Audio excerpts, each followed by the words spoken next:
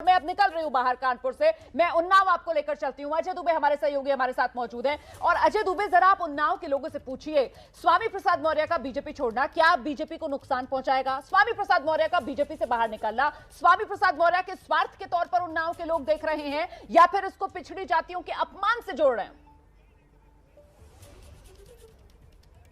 निश्चित ही दिन में जैसे ही ये घटना घटी है, उस घटना के घटने के साथ ही तमाम जो स्पेसिफिक तौर पे जो मौर्य समुदाय से जुड़े हुए या इस समाज से जुड़े हुए वोट बैंक के लोग हैं, गांवों के अलग अलग टोले हैं, चर्चा इसी बात को लेकर हो रही है। अब जब बात हो रही है तो जो नेता यहाँ पहुंचे हमसे बात करने के लिए, हम लोग पहुंचे हैं, उन तक लेके चलते हैं इस विषय को। साहब, सपा के नेता जी हमारे संग मौजूद है। साहब, मौर्य जी आए हैं अब आपके द्वार पे, क्या लग रहा है पूरा बहुमत का आंकड़ा जो 400 का आंकड़ा अखिलेश जी बोल रहे हैं, उसका दरवाजा खोलेंगे? क्या होगा उससे?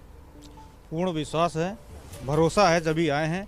और रहा अपना नज़दीक कानपुर का बिल्हौर विधानसभा विधायक रहे भगवती प्रसाद सागर, उनको भी कुछ दिखाई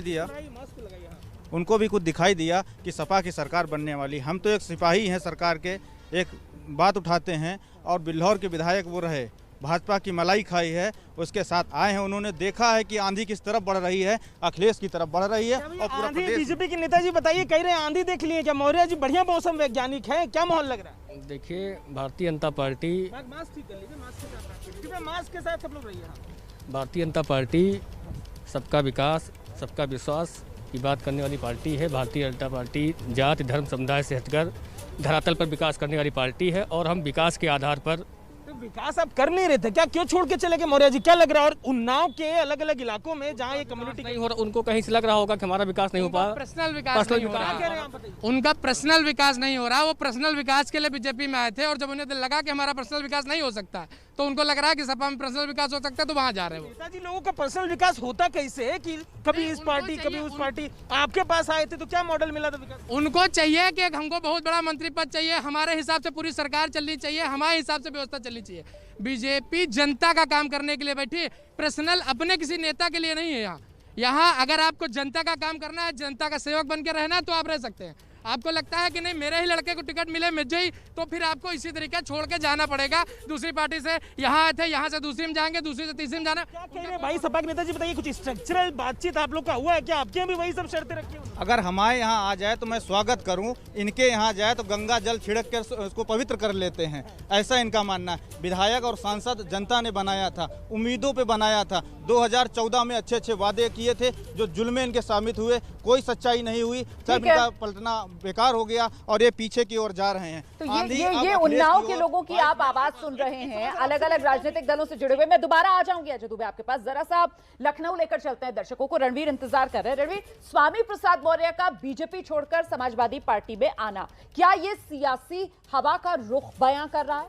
क्या इससे संदेश ये जा रहा है कि समाजवादी पार्टी यूपी की सत्ता में आ रही है? लोग क्या कह रहे हैं? मेरे साथ दोनों पार्टी के नेता हैं, सपा के भी भाजपा के भी। इन लोगों से बात करते ही बताइए, स्वामी प्रसाद मौर्य छोड़ के चले गए जबकि सर्वेस बता रहे हैं कि बीजेपी की सरकार लौट रही है। बड़े आप लोग मजबूत दिखाई दे रहे थे, फिर भी नेता भाग रहे, क्या वजह? अब उनकी मानसिकता जैसे कि भाजपा से मेल नहीं खा पाई होगी, इसलिए उनको सपाई मानसिकता उनको रास आ रही होगी, उनको उनकी जेबें नहीं भर पा रही होंगी, इसलिए वो भाजपा को छोड़ के जा चुके हैं। 5 साल तक तो काम चलता रहा। 5 साल तक काम इसलिए चलता रहा क्योंकि उनको लग रहा होगा सत्ता का लाभ स्कॉट चले आगे, इस लालच में वो सत्ता से जुड़े रहे होंगे।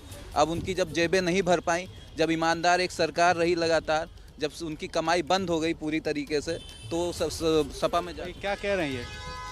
देखिए, ये ऐसे लोग हैं जो दलितों, पिछड़ों, अल्पसंख्यकों का, महिलाओं का, शोषितों का, वंचितों का हक खा गए 5 साल। जब लोग अपना अधिकार नहीं दिलवा पाए तो लोग भाजपा को छोड़ करके समाजवादी पार्टी और अखिलेश यादव जी की तरफ देख रहे हैं। और उनके नेतृत्व में जब 2022 में सरकार बनेगी, सबका भला होगा और रोजगार मिलेगा।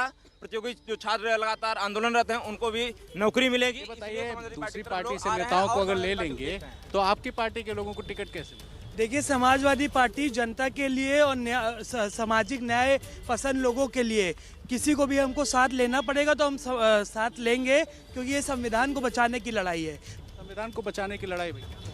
देखिए, 5 साल सत्ता भोगने के बाद आज जब महंगाई चाट रहे थे, आज जब पता है कि भारतीय जनता पार्टी क्योंकि परिवारवाद वाली पार्टी नहीं है, आज ये स्वामी प्रसाद मौर्य जो बसपा में थे, जब वो अपने वहाँ पर जड़ों को मजबूत कर गए थे, जब वो अपनी जड़ों को वहाँ परिवारवाद के नाते मजबूत करने का काम कर रहे, वही वो सोच रही थी कि भारतीय जनता पार्टी में मजबूत हो जाएंगी। लेकिन भारतीय जनता पार्टी के शीर्ष नेतृत्व ने पहले ही इनको संकेत दे दिया था कि आप अगर इस तरीके के कोई करते हैं पार्टी के अंदर रहकर तो आपको टिकट नहीं मिलेगा। उसी का आज जो आपने देखा है वो बहुत पहले संकेत हो चुका था। हम लोगों को पहले पता था कि ये जाने वाले, क्योंकि अगर ये सच में ओबीसी और दलित के चाहे होते तो ये 5 साल महंगाई क्यों चाहते। आज जब इनको टिकट नहीं मिलने जा रहा है तो ये पार्टी छोड़ के भाग गए। ये वही भाजपा है जो स्वामी प्रसाद मौर्य जी को, उनके लड़की को, उनके लड़के को और उनके समर्थकों को टिकट दे करके 2017 में विधायक बनाने का काम किया और संसद बनाने का काम की। अब जब ये लोग उनके हित की रक्षा नहीं कर पाए, जो लोग चाहते थे, दलितों पिछड़ों के लिए चाहते थे, उनके अधिकारों के लिए चाहते थे, शोषित और वंचित के अधिकारों के लिए चाहते थे, उनको जब नहीं दे पाए, जब उनको साथ छोड़ करके चले आए तब भाई साहब ये लोग हम लोग को सिखाने का काम करेंगे परिवारवाद।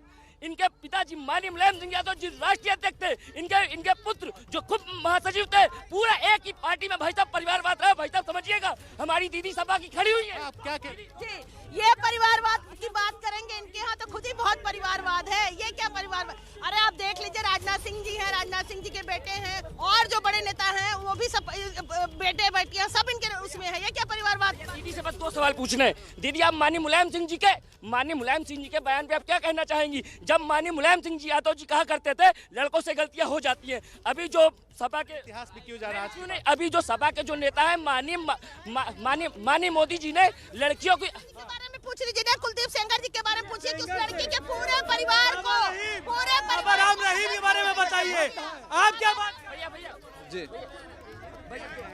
ये पिछली बातें फिलहाल ये लोग भी अच्छे से जान चुके हैं कि भाजपा की सरकार ही, आपके सर्वे और सारे सर्वे यही दिखा रहे हैं कि क्या कह रहे थे आप? अभी कुछ इनको जवाब देखिए, मैं कहना चाहता हूं, ठीक है, मैं लौटूंगी आपके पास। तो कुल मिलाकर देखिए, इस चुनावी माहौल में किस तरीके से योगी सरकार के मंत्री स्वामी प्रसाद मौर्य ने ही अपनी पार्टी बीजेपी को कटघरे में खड़ा कर दिया।